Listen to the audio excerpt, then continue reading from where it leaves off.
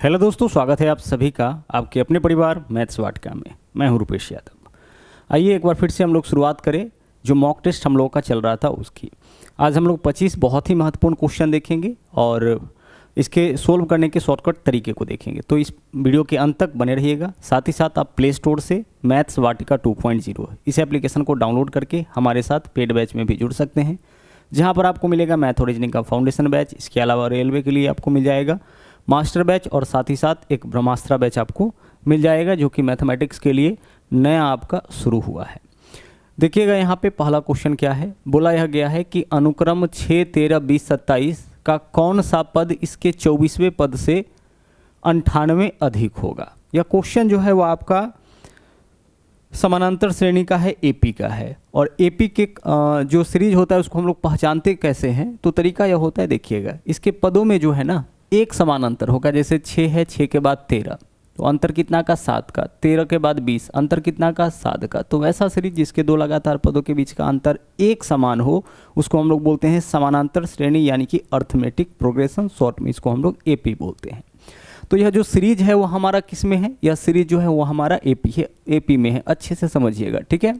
अगर यह सीरीज आपका एपी में है तो आप हमें एक बात बताइए कि सीरीज का जो पहला पद है वह क्या है। सर पहला पद जो है वो आपका 6 है, तो पहले पद को हमेशा हम लोग ए से डिनोट करते हैं, तो ए का वैल्यू हो जाएगा 6। पदों में जो अंतर है वह कितना का है, तो 6 के बाद अगला है 13, 13 के बाद अगला है 20, यानी पदों में अंतर चल रहा है आपका कितना का 7 का चल रहा है। तो दो चीज़ यहाँ पे हमारे पास है, ए का मान है, साथ में डी का मान है। डिफरेंस पता है। बताना क्या है, बताना हमें यह है कि कौन सा पद जो है 24वें पद से 98 अधिक है। ठीक है, हम कैसे निकालेंगे, 24वां पद कैसे निकालते हैं। पद निकालने के लिए देखिए फॉर्मूला हम लोग क्या यूज़ करते हैं। जब भी आपको nवां पद पता करना हो, है ना, nवां पद कहने का मतलब 10वां पद, 20वां पद, 30वां पद, यह जो सीरीज चल रहा है, यहाँ पहला पद 6 है, दूसरा 13 है, तीसरा 20 है, चौथा 27 है, उसी तरह से 5वां, 6ठा, 7वां, 8वां पद कुछ ना कुछ तो होगा, कोई ना कोई तो नंबर होगा। तो अगर हमें यह पता करना है कि 20वां पद क्या होगा, 25वां पद क्या होगा, nवां पद क्या होगा, तो हम लोग फॉर्मूला क्या यूज़ करते हैं इसमें, Tn बराबर, यानी nवां पद निकालने का फॉर्मूला होता है आपका a plus n minus 1 into D. बहुत ही कॉमन सा यह फॉर्मूला है, बहुत ज़्यादा इसका यूज भी आप करते होंगे। तो a plus n minus 1 into D, इससे क्या निकल जाता है, इससे निकल जाता है किसी भी श्रेणी का जो है वह nवां पद। अब हमें यहाँ पे बताना है कि 24वें पद से 98 अधिक कौन सा पद होगा। तो 24वां पद कैसे निकालेंगे, 24वां पद निकालने के लिए हम लिखेंगे a प्लस n माइनस 1। तो 24वां पद निकालना है तो n के जगह 24, तो 24 माइनस 1 कितना हो जाएगा 23। 24 में से जब आप 1 माइनस करिएगा तो यहाँ हो जाएगा 23, और इसके साथ क्या रहेगा आपका डिफरेंस। तो a प्लस 23d जो है वह क्या होगा, इस श्रेणी का 24वां पद हो जाएगा। ठीक है, अब बोला है कि 24वें पद से 98 अधिक, यानी इतना जो है वह कौन सा पद होगा। 24वां पद क्या होगा, a प्लस 23d, यही तो होगा। अगर 25वां पद तो a प्लस 24d कर लेंगे। 27वां पद यहाँ रखिए ना, a प्लस 27वां पद निकालना है तो n के जगह 27 लिखेंगे, तो 27 माइनस a यानी कि 26d हो जाएगा। जो भी पद हमें चाहिए हम कुछ इस प्रकार से लिखेंगे, जैसे 15वां पद तो a प्लस 14d, 13वां पद तो a प्लस 12d।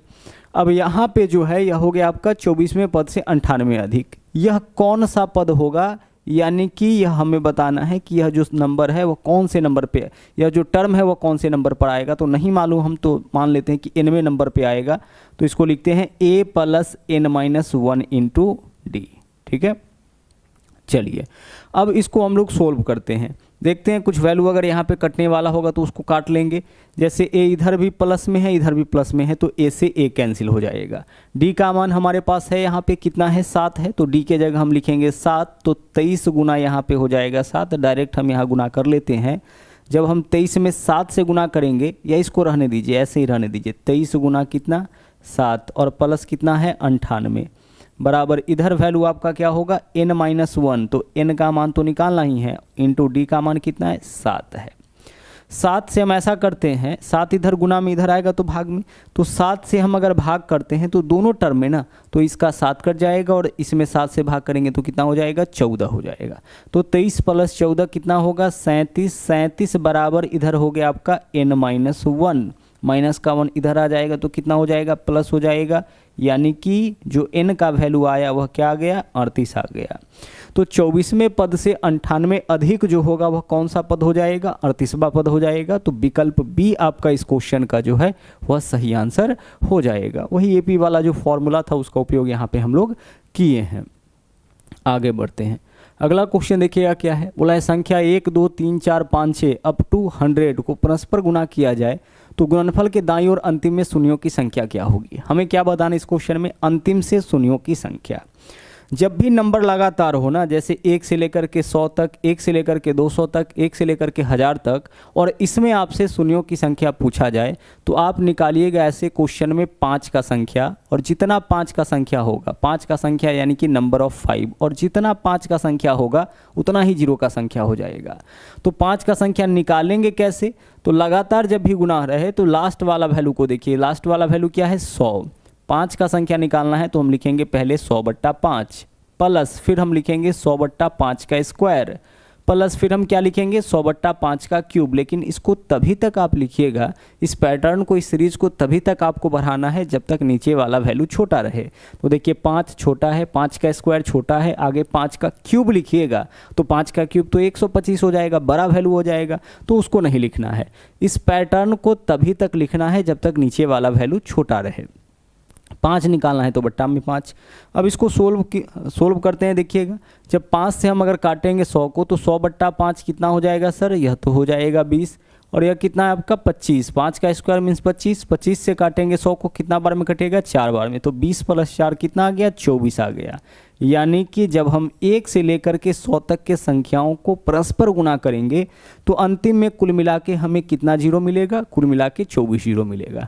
इस क्वेश्चन को ऐसे भी बोला जा सकता है कि फैक्टोरियल 100 के गुणनफल में अंतिम से शून्यों की संख्या क्या होगी, क्योंकि फैक्टोरियल 100 का मतलब ही क्या होगा, 1 से लेकर के कहाँ तक के नंबर का गुना, 1 से लेकर के 100 तक के संख्याओं का गुना। अगर सवाल यह पूछता कि फैक्टोरियल 200 या 1 से लेकर के 200 तक के संख्याओं को जब हम आपस में गुना करेंगे तब शून्यों की संख्या कितनी मिलेगी, तो हम क्या निकालेंगे, हम निकालेंगे कि 200 तक में 5 का संख्या कितना होगा। कैसे निकालेंगे, 200/5 प्लस 200/5 का स्क्वायर प्लस 200/5 का क्यूब भी चलेगा। 5 का क्यूब 125 होता है। फिर क्या लिखेंगे, 200/5 का पावर 4 नहीं लिख सकते हैं, 5 का पावर 4 625 हो जाएगा। 5 का पावर 3 तक ही लिखेंगे, कैलकुलेट करेंगे और अपना आंसर हम लोग निकालेंगे। आगे बढ़िए, अगला क्वेश्चन देखिए क्या है। 10 प्रेक्षण यहाँ पे दिया गया है, ऑब्जर्वेशन दिया गया है, और इसका माध्य हमें बताना है कि कैसे लिखा जा सकता है। यहाँ पे x1 है, x2 है, अप टू कहाँ तक है, x10 है। तो 10 संख्याओं का माध्य निकालना है, औसत निकालना है। औसत का जनरल फॉर्मूला क्या होता है, आंकड़ों का योग बट्टा आंकड़ों की संख्या। तो यहाँ भी हमें क्या करना है, यहाँ भी हम लोगों को आंकड़ों का योग बट्टा आंकड़ों की संख्या करना है। तो इससे क्या दर्शाते हैं, इससे हम लोग दर्शाते हैं आंकड़ों का योग दर्शाते हैं। किसी भी सीरीज के आंकड़ों का जो डाटा होता है उसका सम जो है उसको हम लोग इससे दर्शाते हैं। तो हमारे पास देखिए 4 ऑप्शन है, चारों ऑप्शन में चलते हैं। पहला ऑप्शन जो है उसमें देखिए यहाँ नंबर का स्क्वायर हो रहा है और यहाँ नंबर का स्क्वायर नहीं है, मतलब x का स्क्वायर नहीं हो रहा है, तो इसको तो हटा दीजिए। आगे चलिए, यहाँ भी नहीं हुआ है, इसको भी हटा दीजिए। तो हमारे पास ऑप्शन बी और ऑप्शन सी है, इसी में से कोई ना कोई हमारा आंसर होगा। अब ऑप्शन नंबर देखिए यहाँ पे बी में क्या किया है, बी में जो है इसका भी स्क्वायर कर दिया है, तो इसका स्क्वायर करने का जरूरत नहीं है, ये तो सम है। किसका सम होना चाहिए, सम होना चाहिए x के साथ जितना भी नंबर है इसको हम xy से डिनोट करेंगे। इसका जो स्क्वायर होगा उसका सम, ना कि सम का होल स्क्वायर। ठीक है, हमें क्या चाहिए, इसके सम का, इसके स्क्वायर का सम, और बट्टा में कितना नंबर है, 10 नंबर है तो 10। एक चीज़ और है जहाँ से आप पकड़ सकते हैं, यहाँ 10 का स्क्वायर लिखा है, ऊपर में स्क्वायर रहे उससे हमें कोई मतलब नहीं होता है। बट्टा में हम लोग क्या लिखते हैं, आंकड़ों की संख्या। तो आंकड़ों की संख्या तो आपका 10 ही होगा ना, तो बट्टा में 10 वाला ही हमारा आंसर होगा। तो विकल्प सी ऑप्शन से आप बहुत आसानी से अपना आंसर चुन सकते हैं, ज़्यादा कुछ आपको सोचने का ज़रूरत नहीं है। आगे बढ़िए, अगला देखिए क्या है, बोला है अगर कोई संख्या का पैटर्न क्या है, 10 का पावर n-1 11 से पूरा विभाजित है तो n का मान क्या हो सकता है। मतलब यह जो नंबर है ना वह 11 से पूरा विभाजित है, तो हमें बताना है कि n का मान क्या हो सकता है। विषम संख्या, सम संख्या, 11 का गुणांक, इनमें से कोई नहीं। हम यहाँ पे चेक कर लेते हैं। क्वेश्चन में क्या दिया गया है, बोला यह गया है कि 10 का पावर n-1 जो है वह किससे विभाज्य है, वह आपका 11 से विभाज्य है। तो हम सोचते हैं कि n के स्थान पर मान हम क्या क्या ले सकते हैं। तो n के स्थान पर 1 रख के देखिए, तो इनके जगह जब आप 1 रखिएगा तो 10 का पावर 1, 10 माइनस 1, जब आप इनके जगह 1 लीजिएगा तो क्या होगा, 10 का पावर 1 माइनस 1, वैल्यू तो आपका 9 आ जाएगा। या आपका विभाज्य 11 से नहीं हो रहा है। इसका मतलब विषम लेने पर जो है यह आपका सेटिस्फाई नहीं हो रहा है। आगे चलिए, n के जगह 2 रख के देखिए। तो जब n के जगह 2 रखिएगा तो 10 का पावर 2 माइनस 1, 10 का पावर 2 कितना हो जाएगा, 100, 100 माइनस 1 99 आ गया। क्या यह नंबर जो है वह 11 से पूरा पूरा विभाज्य है? हाँ है। इसका मतलब कि n के स्थान पर हम क्या ले सकते हैं, n के स्थान पर हम सम संख्या ले सकते हैं। तो जब हम n के स्थान पर कोई इवन नंबर लेंगे, सम संख्या लेंगे, उस केस में क्वेश्चन का जो कंडीशन है वह सेटिस्फाई हो रहा है। तो हमारा आंसर क्या हो जाएगा, विकल्प बी। और टेस्ट ऑफ डिविजिबिलिटी के अंदर यह कॉन्सेप्ट हमने आपको अच्छे से कराया है। आगे चलिए, आगे क्वेश्चन क्या बोला है, बोला एक संख्या को 4 से भाग देने पर भागफल तथा शेषफल का योग 8 है। देखिए, भागफल और शेषफल का योग 8 है। तो हम मान लेते हैं कि माना कि भागफल बराबर x और शेषफल बराबर y, तो x प्लस y का वैल्यू कितना है, 8 है। यह भागफल है और यह शेषफल है। ठीक है, आगे चलिए, आगे बोला उसके वर्गों का योग 34, यानी भागफल और शेषफल के वर्गों का योग 34। कहने का मतलब x square plus y square का मान कितना है, 34 है। हमें क्या बताना है इस क्वेश्चन में, हमें बताना है कि निम्न में से वह कौन सी संख्या होगी, यानी ऐसा कौन सा संख्या है जिसके भागफल और शेषफल का योग तो 8 है, जबकि उसके भागफल और शेषफल के वर्गों का योग 34 है। तो हमें बताना है वह संख्या क्या होगा। तो सबसे पहले हम यहाँ से एक्स वाई का मान पता करते हैं। कैसे पता करेंगे, आप ऐसा नंबर सोचो जिसको जोड़ने पर 8 है और जिसके वर्गों का योग 34 है। आप बोलोगे सर यह सोचना तो मुश्किल है, बिल्कुल भी मुश्किल नहीं है। कैसे मुश्किल नहीं है, क्या क्या ले सकते हैं सोचिए। अगर हम इसका मान 6 रखते हैं, मान लीजिए किसी दोनों में से किसी एक का मान अगर यहाँ 6 लेते हैं तो यह 2 हो जाएगा। तो 6 अगर लेते हैं तो 6 का स्क्वायर 36 हो जाएगा। कितना हो जाएगा, 6 का स्क्वायर 36 हो जाएगा। यहाँ 34 ही हमें चाहिए, इसका मतलब 6 नहीं रह सकते हैं, वैल्यू हमें छोटा लेना पड़ेगा। अगर हम x के जगह 5 लेते हैं तो y के जगह हमें 3 लेना पड़ेगा, क्योंकि दोनों का योग 8 होना चाहिए। तो जब x के जगह 5 लीजिएगा तो 5 का स्क्वायर 25। देखिए, अब से पहले 6 रख रहे थे तो 36 हो जा रहा था, ज़्यादा हो जा रहा था ना, दोनों का योग 34 ही आना चाहिए। तो x के जगह 5 रखेंगे तो 5 का स्क्वायर 25, y के जगह 3 रखेंगे तो 3 का स्क्वायर 9, 25 और 9 34 हो रहा है। कहने का मतलब कि जब हम x के जगह 5 और y के जगह 3 लेते हैं तो कंडीशन हमारा सेटिस्फाई हो रहा है। और यह सब चीज़ आपको जो है ईजिली सोचना पड़ेगा। ठीक है, तो संख्या यहाँ पे क्या होगा, तो यह संख्या नहीं है, यह भागफल है और यह शेष है। संख्या कैसे निकलता है, तो भाग में जो है एक फॉर्मूला आपका चलता है, भाज्य बराबर भाजक गुणे भागफल जोड़ शेष। बहुत कॉमन सा फॉर्मूला है, भाज्य बराबर भाजक गुणे भागफल जोड़ शेष। तो यहाँ पे बोला था कि एक संख्या को 4 से भाग करने पर तो यह भाजक हो गया। भागफल कितना आता है 5 और शेष कितना 3, तो संख्या निकाल लीजिए। संख्या यानी भाज्य बराबर हो जाएगा भाजक, यानी कि 4 से भाग करने पर भागफल कितना आता है 5 और शेष कितना 3, संख्या हो जाएगा 4 गुणे 5 प्लस 3 यानी कि 23। ठीक है, यह दोनों क्या था, x और y आपका क्या था, x और y जो था आपका वह क्या था, x और y जो था वह आपका भागफल और शेष था। आगे चलिए, अगले क्वेश्चन में बोला यदि किसी भिन्न के अंश को 12% बढ़ा दिया जाए और हर को 2% घटा दिया जाए तो उसका मान 6/7 हो जाता है। तो वह भिन्न कौन सा है, तो हम मान लेते हैं कि माना कि वह भिन्न जो है वह हमारा x/y है। भिन्न है तो उसमें दोनों चीज़ लिखना पड़ेगा ना, अंश और हर। तो भिन्न हमारा x/y हो गया। बोला है कि अंश को 12% बढ़ा दिया जाए, तो अंश यानी ऊपर वाले को, न्यूमरेटर को 12% बढ़ाइए। तो किसी भी नंबर में जब हम लोग 12% की वृद्धि करेंगे तो वह 112% के बराबर हो जाएगा। तो अंश कितना हो जाएगा, x का 112%। और हर को 2% घटा दिया जाए, तो हर अभी कितना है, y है। जब इसको आप 2% घटाइएगा तो हर कितना हो जाएगा, 98% हो जाएगा।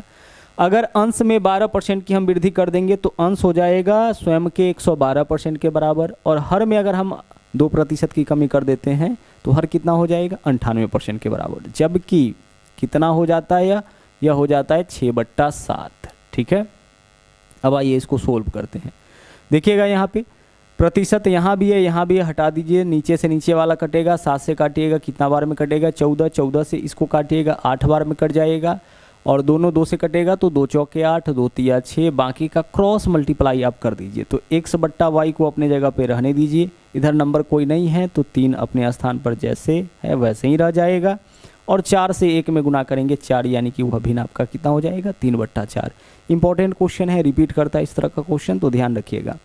बोला क्या था, अंश को 12% बढ़ा दिया जाए और हर में 2% की कमी किया जाएगा तो वह भिन्न हो जाता है 6/7।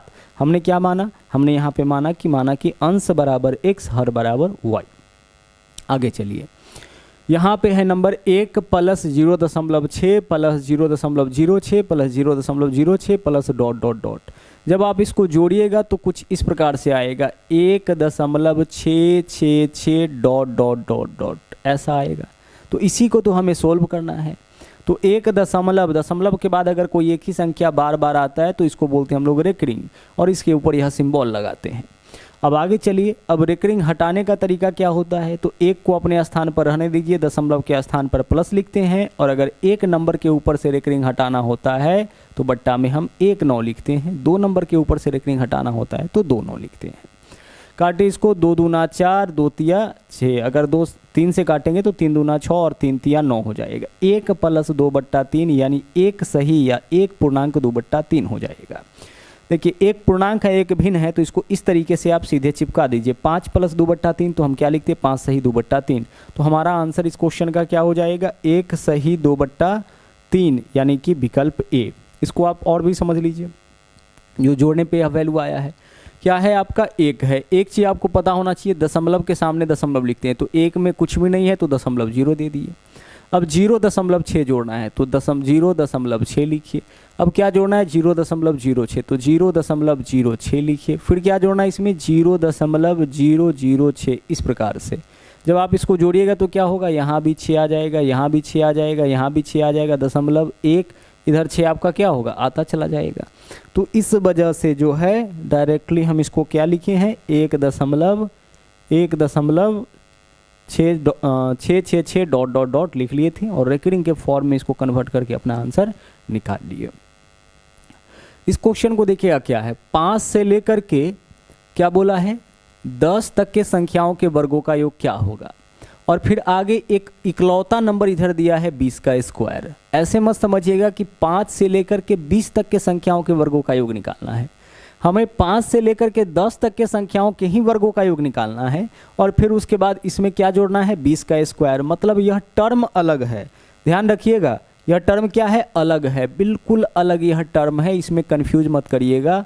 बहुत लोग क्या करता है, 5 से लेकर के 20 तक के संख्याओं के वर्गों का योग निकाल देता है, जबकि अगर आप इस सीरीज को गौर से देखिएगा तो क्या है, 5 का स्क्वायर, 6 का स्क्वायर अप टू 10 का स्क्वायर। यहाँ पे यह सीरीज खत्म, और अलग एक नंबर है 20 का स्क्वायर। इसी में अगर 10 का स्क्वायर बीच में नहीं रहता, यह पार्ट आपका नहीं रहता, तो क्या होता है, इसका मतलब 1 से लेकर के 20 तक के संख्याओं के वर्गों का योग, जबकि यहाँ पे क्या है, 1 से लेकर के 10 तक के संख्याओं के वर्गों का योग, और फिर उसमें जोड़ना है 20 का स्क्वायर। तो हम यहाँ पे क्या करेंगे समझिएगा, 1 से लेकर के n तक के संख्याओं के वर्गों का योग क्या होता है। अगर मान लीजिए ऐसे रहता क्वेश्चन, 1 का स्क्वायर, 2 का स्क्वायर अप टू n का स्क्वायर, तो इसको जो है वह जोड़ने का तरीका होगा n into n plus 1 into 2n plus 1/6। इससे क्या निकलता है, 1 से लेकर के n तक के संख्याओं के वर्गों का योग। अब जैसे यहाँ पे देखिए, हमें क्या बताना है, 5 से लेकर के 10 तक के संख्याओं के वर्गों का योग। तो पहले हम 1 से लेकर के 10 तक के संख्याओं के वर्गों का योग निकालेंगे। तो n के जगह हमारा कितना हो जाएगा, 10। फिर उसके बाद n प्लस 1, तो 10 प्लस 1 11 हो जाएगा। फिर क्या लिखेंगे हम, 2n प्लस 1, तो 2 गुने 10 प्लस 1 यानी कि कितना हो जाएगा आपका, 2 गुने 10 प्लस 1 21 हो जाएगा। और बट्टा में कितना आएगा, बट्टा में 6 आएगा। डायरेक्ट क्या करना है समझिएगा, 1 से लेकर के 10 तक के संख्याओं के वर्गों का योग निकालना है, तो पहले 10 लिखिए, फिर 1 बढ़ा के लिखिए, और फिर इस दोनों को जोड़ के लिखिए, और बट्टा में 6 लिखिए। जैसे 1 से लेकर के 100 तक के संख्याओं के वर्गों का योग निकालना होगा तो हम 100 लिखेंगे, फिर हम लिखेंगे 101, और फिर गुना लिखेंगे 201। 1 से लेकर के 50 तक के संख्याओं के वर्गों का योग निकालना होगा तो पहले हम 50 लिखेंगे, फिर 51 लिखेंगे, और फिर हम 50 और 51 को जोड़ करके यानी 101 लिखेंगे, बट्टा में 6। तो इससे तो आपका निकलेगा 1 से लेकर के 10 तक के संख्याओं के वर्गों का योग। अब हमें 1 से 10 तक के संख्याओं के वर्गों का योग थोड़े निकालना है, 5 से निकालना था ना। तो हम क्या करेंगे, 1 से लेकर के 4 तक के संख्याओं के वर्गों का योग घटा लेंगे। तो 4 तक के संख्याओं के वर्गों का योग क्या होगा, 4 गुना 5 गुना 9 बट्टा 6, यही तो होगा। 1 से लेकर के 4 तक के संख्याओं के वर्गों का योग 4 गुने 5 गुने 9 बट्टा 6 हो जाएगा। और फाइनल जो हमारा आंसर आएगा उसमें हम कितना ऐड कर देंगे, जो आंसर हमारा आएगा उसमें हम 400 ऐड कर देंगे। कहने का मतलब कि लास्ट में जो आप देख रहे हैं 20 का स्क्वायर, वह हमें इसमें ऐड कर देना है, यह अलग से है। सोल्व करिए, 3 से अगर काटेंगे तो 3 दूना 6 हो जाएगा, 3 से काटेंगे तो 3 सत्ते 21 हो जाएगा, साथ ही साथ 2 से काटेंगे तो कितना हो जाएगा, 2 पंचे 10 हो जाएगा। गुना करिए, 11 पंचे 55, 55 में 7 से गुना करिएगा तो 385 हो जाएगा। ठीक है, 55 सत्ते 50 सत्ते 350, 7 पंचे 35, 350 हो जाएगा। और फिर आपका 5 है तो पंचे 25, 7 पंचे 35, हाँ 385 हो जाएगा। यहाँ देखिए 2 से काटिएगा तो 2 दूना 4, 2 तिया 6 हो जाएगा, 3 से काटिएगा तो 3 तिया 9, कितना हो जाएगा, 5 तिया 15 दूना 30, तो -30 और प्लस कितना हो जाएगा आपका 20 का स्क्वायर यानी कि 400। जब आप 385 में से 30 माइनस करिएगा तो कितना हो जाएगा 355, और 355 में जब 400 जोड़िएगा तो कितना हो जाएगा 755, यानी विकल्प ए आपका यहाँ पे सही आंसर हो जाएगा। 755 इस क्वेश्चन का सही आंसर होगा। ठीक है, यहाँ से कैलकुलेशन बस चेक कर लीजिएगा, बाकी चीज़ जो फॉर्मूला है, जो कॉन्सेप्ट है वह समझ में आया होगा। आगे देखिए क्या बोला है, किसी संख्या को 7 से गुना करके गुणनफल में 14 जोड़ा जाए तो इस प्रकार मिलने वाली संख्या जो है वो 8 से पूर्णतः विभाजित है। तो वह छोटी से छोटी संख्या बताइए। बोला है किसी संख्या में 7 से गुना करके, हम मान लेते हैं संख्या x, तो x में 7 से गुना करके जब 14 जोड़ा जाता है तो इस प्रकार जो संख्या मिलता है वह 8 से पूरा पूरा विभाजित है। किसी संख्या में 7 से गुना करके जब 14 जोड़ा गया तब जो नंबर आया वह 8 से पूरा पूरा विभाजित है। तो हमें क्या बताना है कि वह छोटी से छोटी संख्या क्या हो सकती है। तो हम x के स्थान पर नंबर रख के देखेंगे कि कौन सा नंबर रखने पर यह 8 से पूरा पूरा विभाजित होता है। तो शुरुआत हम करेंगे कहाँ से, 1 से। 0 रख के भी चेक करिए, 0 रखिएगा तब तो यह टर्म 0 हो जाएगा, तो 14 14 8 से कटेगा नहीं। 1 लेंगे तो 7 एकम 7, 7 और 14 21 नहीं कटेगा। अब 1 हम नहीं रख सकते हैं, कोई भी विषम नंबर नहीं रख सकते हैं। विषम नंबर रख के देखिएगा तो विषम वैल्यू आएगा, और विषम वैल्यू आएगा तो वो 8 से नहीं कटेगा। 3 लेते हैं तो 7 या 21, 21 और 14 35, तो विषम नहीं ले सकते हैं, केवल सम ही रखना पड़ेगा। तो पहले 2 लेते हैं तो 7 दूना 14, 14 14 28, 8 से नहीं कटेगा।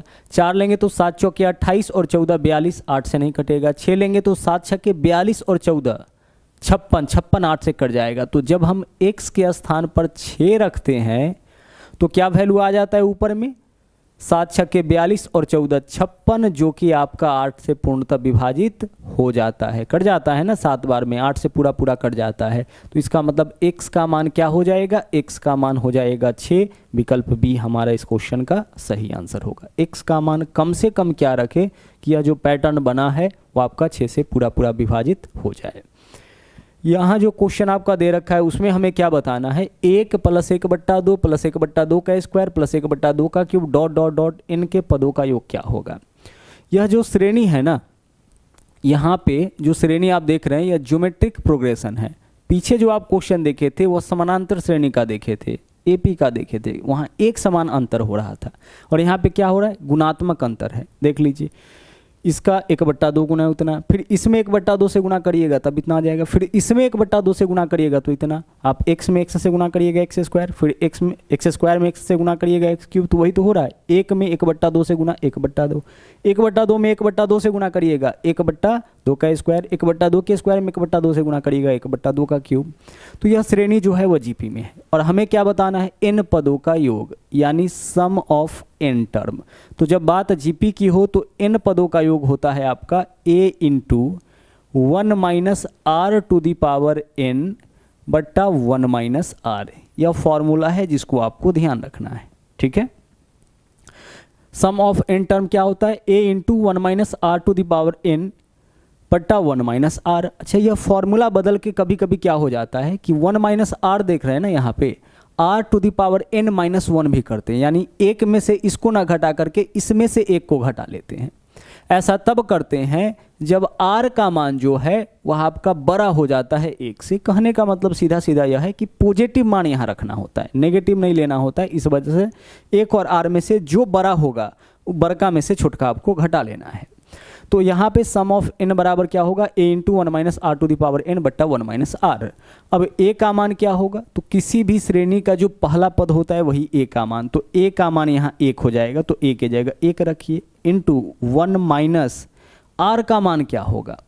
r का मान देख लीजिए, r का मतलब होता है जो रेशियो होता है दो पदों का उसी को हम लोग r से डिनोट करते हैं। जितना गुना वृद्धि हो रहा है या फिर दूसरे पद में पहले पद से भाग करिए, जो वैल्यू आएगा वही r का मान। तो 1/2 में 1 से भाग करिएगा 1/2, तो r का मान कितना हो जाएगा 1/2 और इसका पावर n, तो 1 का पावर n रखेंगे 1 रह जाएगा, तो नीचे में ही पावर n होगा और बट्टा 1 माइनस r यानी 1/2। आइए इसको सोल्व करते हैं। 1 है तब तो इसके मान से कोई अंतर ही नहीं आएगा, ठीक है, 1 से गुना करने पर तो कोई अंतर नहीं आएगा। बाकी यहाँ भिन्न का घटाव करिए, तो 2n में से 1 में गुना करेंगे तो 2n और माइनस यहाँ पे 1 है तो 1 रह जाएगा और बट्टा में क्या होगा 2 का पावर n। यहाँ पे हम लोग क्या कर रहे हैं, देखिए एलसीएम लेंगे तो 2 का पावर n रह जाएगा, इससे इसमें गुना, नीचे कोई वैल्यू नहीं है तो इससे इसमें गुना -1 करेंगे तो यह मान आएगा, नीचे में इतना, और बट्टा में कितना, बट्टा में 1 में से 1/2 माइनस करिएगा तो 1/2 ही आएगा, ठीक है। चलिए आगे बढ़ते हैं। अब इधर हो जाएगा वैल्यू आपका 2 का पावर n माइनस 1 बट्टा 2 का पावर n इंटू 1/2 है तो इसके लिए हम क्या लिख सकते हैं, 1/2 है तो 2/1 लिख सकते हैं। क्या लिख सकते हैं हम इसके लिए, 2/1 लिख सकते हैं, ठीक है। चलिए अब हम लोग ऑप्शन चेक करते हैं कि क्या क्या ऑप्शन है। ऑप्शन के हिसाब से अगर हम चले तो 2 का पावर n माइनस 1 बट्टा नीचे है 2 का पावर n और गुना यहाँ पे हम इसके लिए लिख सकते हैं 2 का पावर -1 लिखा जा सकता है ना। 2 का पावर -1 यानी 1/2 और 1/2 के लिए क्या लिख पाएंगे हम, 2/1 लिख सकते हैं, तो इतना लिखा जा सकता है। आगे चलिए 2 का पावर n-1 अपने जगह पे रहने दीजिए और यहाँ देख लीजिए दोनों जगह बेस सेम है, गुना में है तो पावर जुटेगा, तो बेस को एक बार लिखिए पावर को जोड़िए, तो n में जब -1 जोड़ेंगे तो n-1 हो जाएगा। तो हमारा आंसर जो होगा इस क्वेश्चन का वह क्या होगा, विकल्प ए हो जाएगा। यह जो क्वेश्चन था यह भी आपका किस में था, यह भी आपका जीपी में था, यानी कि गुणोत्तर श्रेणी में था। चलिए तो यह था आपका आखिरी क्वेश्चन आज के लिए। इस वीडियो में इतना ही, और हाँ अगर आप हमारे चैनल पर नए हैं तो इस चैनल को सब्सक्राइब जरूर करिएगा, इसके अलावा लाइक और शेयर करते रहिएगा। तो मिलते हैं फिर से हम लोग अगले सेशन में। थैंक यू, जय हिंद।